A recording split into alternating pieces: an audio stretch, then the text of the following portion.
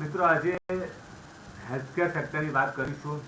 Healthcare sector એટલે જે health related સર્વિસીસમાં રોકાયેલી છે એવી કંપનીમાં રોકાણ.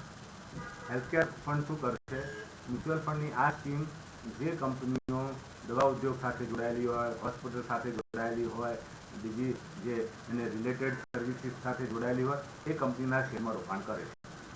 ફોર એક્ઝામ્પલ, આપણા દેશમાં ફાર્માસ્યુટિકલ કંપનીની વાત કરીએ તો વિદેશી કંપનીઓ પણ છે અને દેશી કંપનીઓ પણ છે.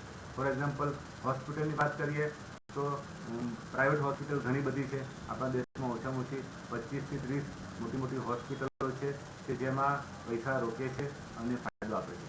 બાકી મેડિકલ ઇક્વિપમેન્ટ બનાવતી કંપનીઓ, એનું માર્કેટિંગ કરતી કંપનીઓ, ડિસ્ટ્રીબ્યુશનમાં હોય એવી કંપનીઓ ઘણી બધી. હવે તો છે ને હેલ્થકેર સેક્ટર માત્ર દવાની કંપની પૂરતું નહીં રહેતા, હોસ્પિટાલિટીમાં પણ આવી ગયું છે અને બાકીના બધામાં પણ આવી ગયું છે. એટલે એને જે બેઝ છે એ જ મોટો મળે છે. ઘણી બધી કંપનીઓ નવી આવી છે જેના કારણથી હેલ્થકેર સેક્ટરનો પોર્ટફોલિયો મોટો થયો છે અને એના રિટર્ન પણ સ્ટેબલ. અને હેલ્થકેર સેક્ટર માટે કહી શકાય કે કોઈ પણ દેશના સામાન્ય લોકોના હેલ્થ માટે જરૂરી હોય એ મેડિસિન્સ આ કંપનીઓ બનાવીને વેચતી હોય છે. તેથી એ હંમેશા સારો પરફોર્મન્સ કરતી હોય છે.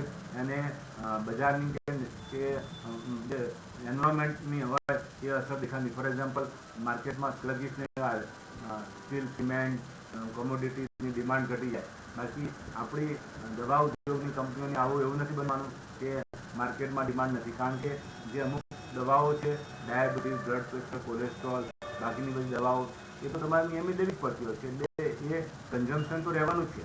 એટલે કન્ઝમ્પશન ઓરિએન્ટેડ આ સેક્ટર છે. એટલે ચોક્કસપણે એમાં રોકાણ કરેલું હોય તો ફાયદો આપે છે.